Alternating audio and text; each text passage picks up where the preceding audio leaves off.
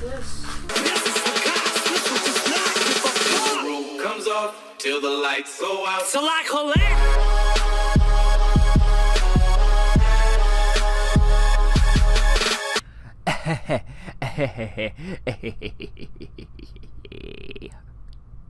Hi. Hey guys, and welcome back to Lucid 9. Where last time, basically, our main protagonist, because I forgot his name, or Yama, I think his name was Yama, decided to, like, push away the waifu because he's, you know, protagonist. I don't know, he's an idiot. But it's been a while since I played this game. Yeah, for some reason. And I wanted something different since I've been, you know, doing Everlasting Summer and always sometimes monsters. So yeah, let's get into this. The relief in her voice is palpable as she closes the door behind her. It takes everything in me to stop myself from catching up to her and offering to walk her back. Why is it that when it really comes down to it, I can't even push people away properly? I don't know, because you're, I don't know, human. Given my prickly personality, I would have thought that I could do at least that. Guess not, though. Guess it's just another thing to add to the list of things Yama can't do. See? His name is Yama. I kinda wonder if there's anything that's not on that list. I don't know. That you can't do? You probably can't. Well, you probably could do a lot of stuff, so. I sit up. Hold on. Okay, I went back to make sure I didn't miss anything. I sit up and kneading at the tense knots in my shoulders. Technically, I need to study tonight, but before that, I should try to wind down. Watch Gover Mecher. Read a book. Let me save. Well, this is our first decision, so, I don't know. Should I watch the thing that my friend is in, or read a book? I mean, personally, I would watch The Friend, so let's watch Gover Mecher. Okay, boot up the computer, open the browser, Gover Mecher. There we are. I don't know what to give. I am J. Graves, the president. Many oppose me and my choices, so I must deal with their resistance the only way I know how. Gover Mecher, mobilize. Whoa, what? The screen explodes into action as a teen in an oversized suit leaps off of a building, landing in a flashy somersault into the open palm of a giant robot. What is this? Democracy? Is this like freaking Fallout 3/4 with the Megatron? Not Megatron, but you know, that guy. It should be on the screen. The screen, yeah. The robot lights up and strikes a pose with the notably jerky movements as if animated by stop motion. Looks like something from the Power Rangers. The beginnings of an admittedly catchy opening song are abruptly cut short with a sudden chanting. Give us AX, President San. We want AX, President San. What? Is that even a thing? Suddenly, President J. Graves is on the ground, his giant robot pet nowhere in sight. Pet? Strange, was that a dream sequence or just bad editing? The president turns around and the camera pans out to reveal that he's standing in a broad field of wheat, reminiscent of old samurai movies. At the other end stands a guy in some hideous recreation of 3 different cosplays, with swirl-eyed glasses perched on the end of his nose, and a flannel headband embroidered with a giant heart wrapped around his unkempt hair. Who the heck is that? What business have you with the fine country of Akirma? Oh god, that name. The guy lowers his pocket son, which is half in English, half in Japanese. English. and steps forward, pushing his glasses up his nose. Boku no name is Otakabu. Keep it memorized. Ne, President's son. Speak English, heathen. I am no gaijin. You just have no appreciation of foreign culture. Culture? Yes. Yes, Japan. What? Yes, Japan. Anime. What is this? Yes, Japan. Anime. Manga. Yes, Japan. Anime. Manga. Sushi. Might as well do it messed up. Oh my goodness. Yes, Japan. Anime. Manga. Sushi. Yeah, the world. Oh, this is getting boring. They are the world's Ichiban. Ha! Akirama needs none of your poison. It needs righteous gatherings. They know Donald Trump was our president right now. What was that? It needs righteous gatherings. Huntings. It needs righteous gatherings. Huntings. Barbecues. I'm gonna just stop repeating it. Country fairs and extreme sports and golf clubs. None of these weeaboo shenanigans. Wait, aren't you Japanese? Boku wa double weeaboo, of course. Red, white, and blue. A weeaboo of American culture who are weeaboos for Japanese culture. Why, that's a genius! Otakubu thrust his picket sign up to the sky. Of course it is. Our glorious Nippon is genius. Land of the rising sun. Approve our anime expo, President's son, and no blood will be spilled. Red. Ha! Over my dead body! What is this? The most racist... Well, not the most racist. Like, this is the stupidest thing ever. I should have read a book. I literally should have read a book. Then over your dead body it will have to be. He reaches into his backpack, which is blanketed with Snickers of various anime figures, and throws a long rectangular pillow at President Graves. A body pillow, really? The wheel of fate is turning.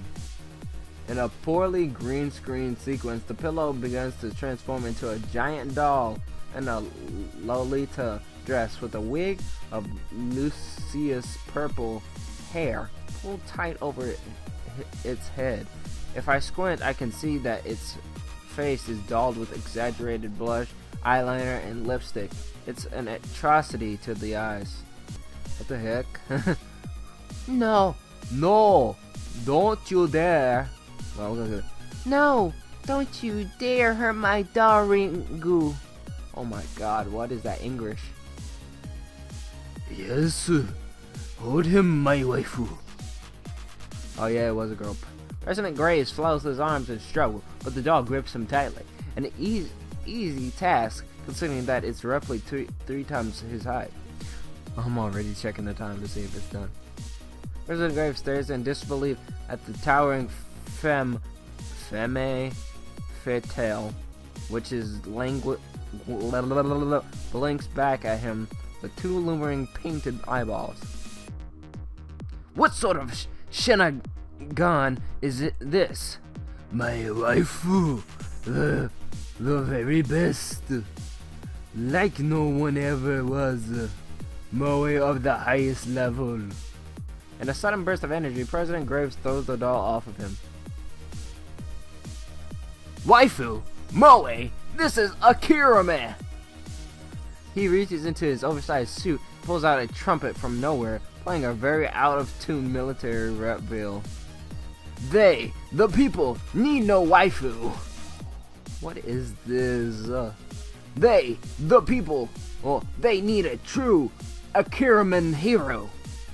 Captain Akirama, mobilize. What is this? Like, first they copyright, they can't do America, and now they're doing Captain Akirama. The field backdrop crumpled to pieces as a teenage guy in a skin-tight sweatsuit burst onto the scene, swinging a pizza pan spray painted in red, white, and blue.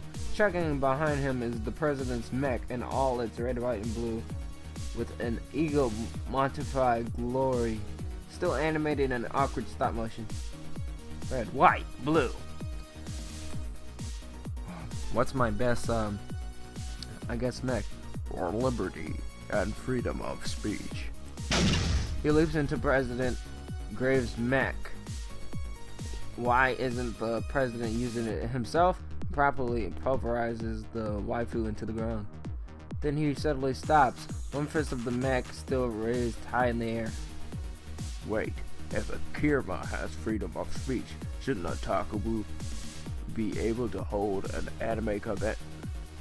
Why are you thinking? Public schools shouldn't be whipped. Public schools should have whipped you by now. Oh, shots fired. Oh, right. The casual shrug, the mech hosts a takubu over its head, spins him around a handful of times, and hurls him upwards. A takubu is blasting off again! Okay, copyright of Pokemon. Disappears with a twinkle into the distant sky, spending... President Graves nods triumphantly, clapping the dismounting Captain Akirama on the ground with a steady hand. Good night, Akirama. May you sleep in peace. His phone gives a gentle trill as the credits begin to roll. Hello? Hey, girlfriend. Oh, annoyingly. Hey, girlfriend. You need to, totally get over here. There's, this big meeting and, people want you. Thank you, assistant. Farewell. Bye-bye. The phone clicked shut and wait. Was that Yakio's voice? He did sound that he did say that he was the president's aide. I'm never gonna let him live this down. Oh, I should have did it in his voice. Well, it's time to study. I dig through my backpack and crack open a few books. This year will probably be really intense with the entrance exam coming up and all.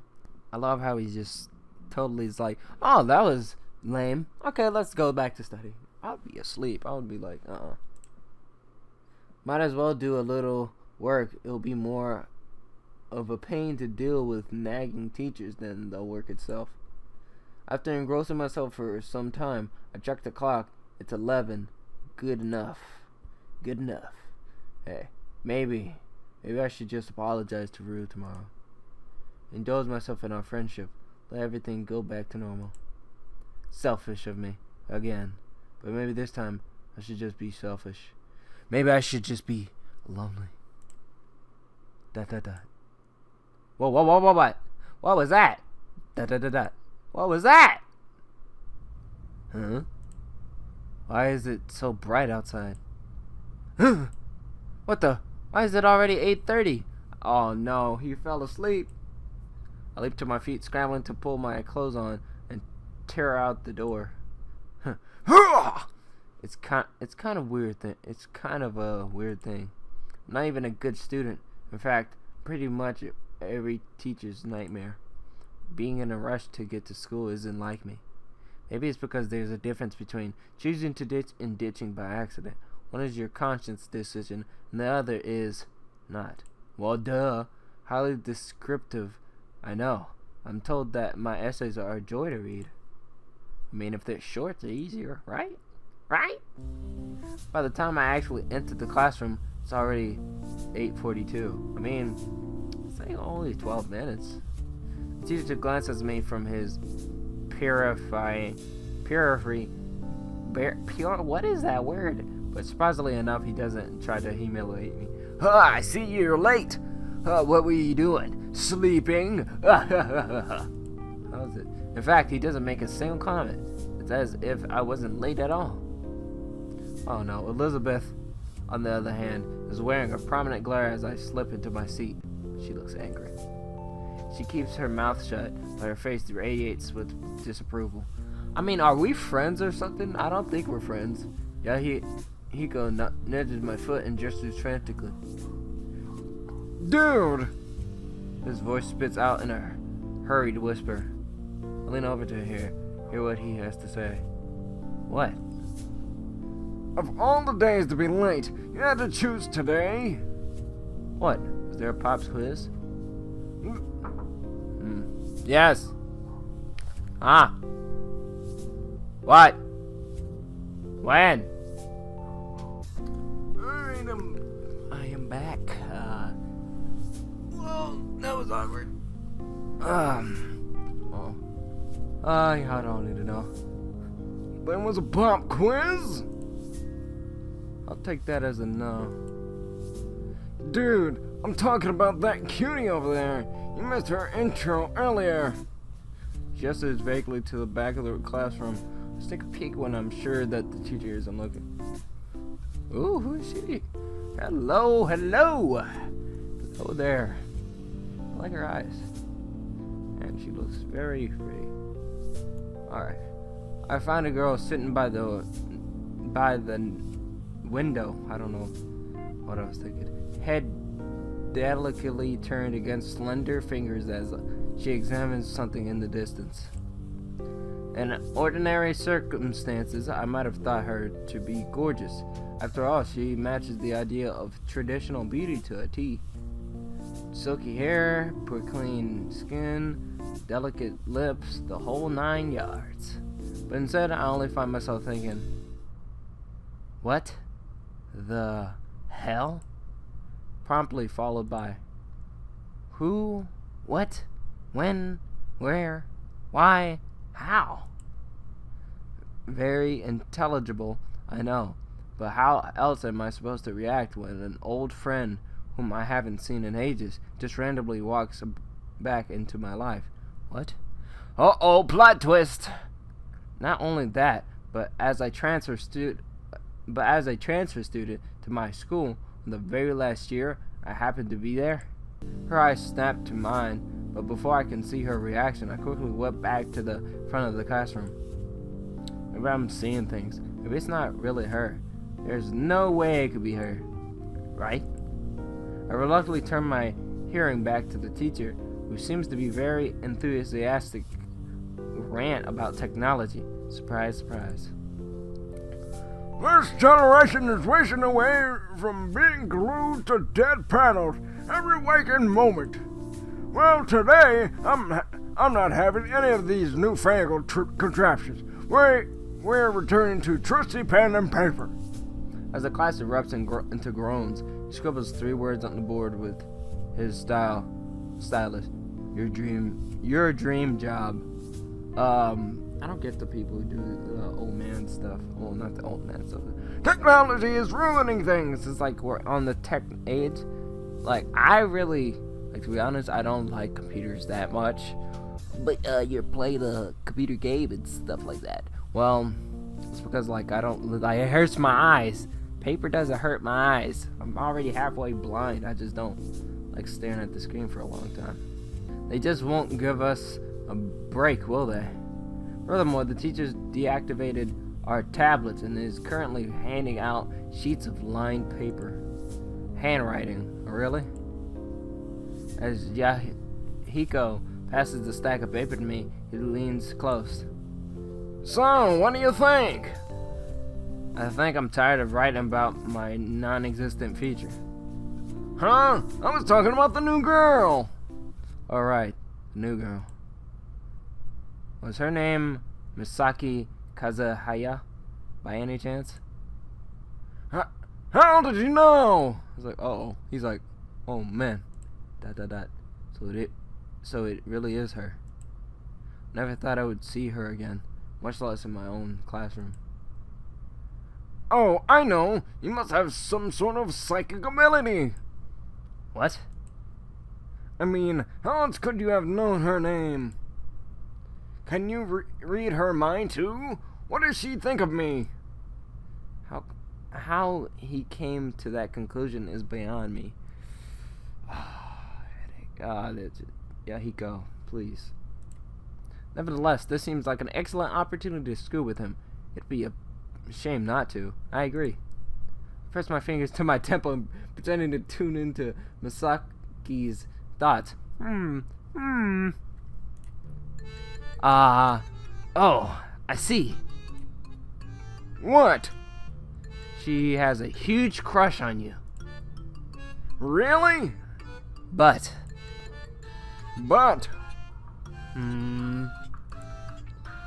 Huh? Yahiko shakes his leg impatiently as I pause. Can you stop thinking for a second? I keep getting interferences. Huh? Oh, sorry. He scrunches his face in concentration. Now you're thinking of not thinking. Whoa, you really can read minds. You doubt my abilities? No, I just... Shh, I'm getting something. Yahiko clamps his mouth shut. I rub my temples, mumbling under my breath. It seems she has a crush on you, but she doesn't think you have the courage to talk to her. Yahiko puffs out his chest as if he were presented with a challenge. Ha! As if anything can deter the great Yahiko Ikari from approaching such a beauty. Yahiko, this is a writing prompt, not a discussion prompt. Focus on your own assignment, damn it. Right. Sorry, Teach. He immediately regains his composure and starts scribbling messily on his composition paper. That was oddly quick. I take a glance around. Classmates are hunched over their desks, some writing furiously, some staring awkwardly into space. The most avid one is Elizabeth, who's already on a second page, lips moving furtively as her arms blurs down her paper. And I think this will be the end of this episode. Yeah, I've repeated myself because I checked the time, but I'm gonna edit that out. So yeah, I'm gonna have a lot of editing to do because I walked out the room, all this stuff is happening, and but I would like to thank you guys for watching. Leave a like if you liked it. Comment on what do you think this girl has towards Yama that he's so like oh my god about. And follow me on Twitter, which will be in the link in the description down below. And also subscribe to see more of my content. And I will see you guys in the next one. Bye bye.